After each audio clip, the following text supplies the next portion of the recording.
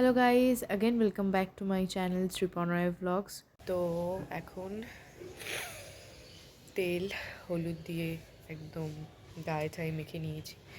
আজকে হচ্ছে সরস্বতী পুজো। সো এখানে আমার পাশের বাড়িতে অঞ্জলি বা পুজো দুটোই হচ্ছে, বাট সেটা আমি যাবো না, কারণ ওটা অনেকটা লেট হয়ে যাবে, 9:30 10টা বেজে যাবে, যার কারণে আমি এখানে পুজো দেবো না। ওই জন্য এত সকাল সকাল ঘুম থেকে উঠে গেছি। এখন বাজে হচ্ছে 7:12। জল গরম বসিয়ে দিয়েছি।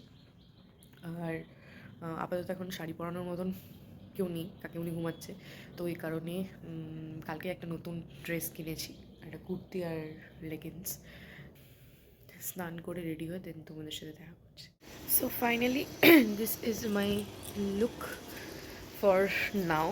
এখন যাই গিয়ে পিসির বাড়ি। কত দূরকে পুজো স্টার্ট হয়েছে দেখি। আমি যখন ফোন করেছিলাম তখন 7:15-20 বাজে, বললো যে এখনও ব্রাহ্মণ আসেনি, তো মোটামুটি আসতে 1 ঘন্টা লাগবে। তো আমি এখন ভাবছি কি সোয়েটার নেবো নেবো না, সো কনফিউজড। তো বেরাই, বেরিয়ে দেখি।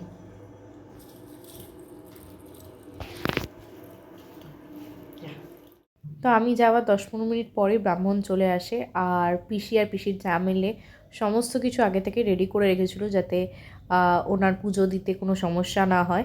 তো এখানে ঘট বসানো হবে, এই প্রিপারেশনই চলছিল যে ঘরটা বসাবে, ধান দুব্বো কোথায়, এগুলো উনি জিজ্ঞেস করছিলেন।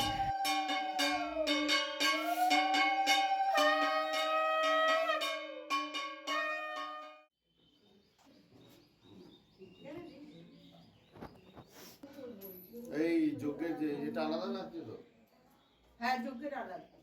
আর আমার যেহেতু বেরানোর ছিল, সকালে খিদেও পেয়ে গেছিলো, মানে পিসির বাড়িতে পিসির দেওরের সুগার আছে, তো বেশিক্ষণ না খেয়ে থাকতে পারে না। তো সেই কারণে আমরা আগে অঞ্জলিটা দিয়ে নিয়েছিলাম। অঞ্জলি দেওয়ার সময় আমি কোনো কিছু নিতে পারি, তাই জন্য একেবারে শেষে যখন যজ্ঞটা হচ্ছিলো তখন তোমাদের সাথে ভিডিওটা শেয়ার করলাম।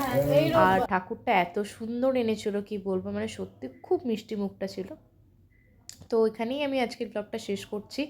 এরপরে আর কোনো রকম ভিডিও নিতে পারিনি, কারণ প্রায় 2 মাস কোনো রকম ব্লগ করিনি। তো ব্লগের অভ্যেসটা চলে গেছিলো, সবসময় মনেও থাকছিল না যে ব্লগটা আমি আবার শুরু করেছি। আর খুব তাড়াতাড়ি আমার রাসের ব্লগগুলো আসবে, মানে একটা ভিডিওতে আমি পুরো যে কটা দিন আমি রাসে ওখানে ছিলাম মাসির বাড়ি সমস্তটাই অ্যাড করে দেবো, যাতে তোমাদের দেখতে সুবিধা হয়। আর এটাই ছিল আজকের ব্লগ। ভালো লেগে থাকলে like, comment, share and subscribe করতে ভুলো না। দেখা হবে খুব তাড়াতাড়ি।